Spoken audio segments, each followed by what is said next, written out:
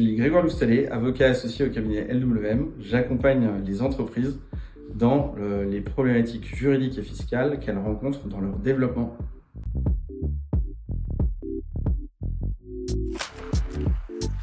Alors, les financements dilutifs et non dilutifs, la réponse est un peu dans la question sur les effets de ces différents types d'investissements.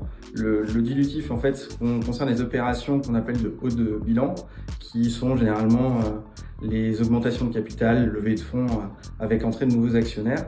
L'impact principal de l'entrée d'un nouvel actionnaire, c'est que pour les anciens associés qui sont là depuis le début, en fait, ils vont avoir un pourcentage de participation qui va être plus faible du fait de l'entrée de nouveaux, puisque le pourcentage, par définition, ne bouge pas, et donc on va avoir un effet de diminution de cette participation des anciens qu'on appelle dilution. Au contraire, le non dilutif, c'est essentiellement de l'emprunt, du crédit bancaire. Et là, en fait, c'est quelque chose qui va peser sur la société où on aura une obligation de remboursement. La différence principale qu'on a entre le dilutif et le non dilutif, c'est que le dilutif va accepter beaucoup plus de risques avec un gain potentiel beaucoup plus important que le dilutif où là, on aura une obligation de remboursement. Après, dans le non dilutif, on met aussi tout ce qui est subvention. Les autorités publiques donnent de l'argent dans le but justement d'aider les entreprises à se développer.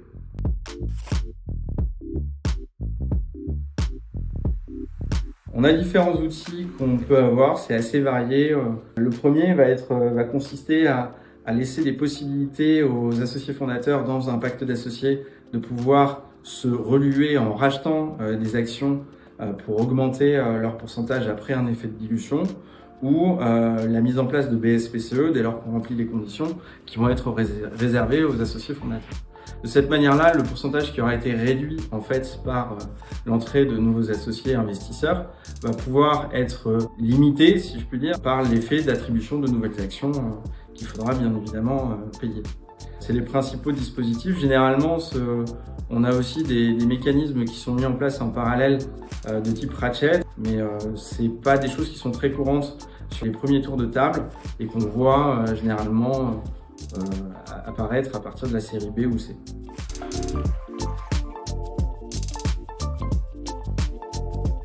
Le document juridique qui est essentiel dans une prise de capital, c'est le pacte d'associés.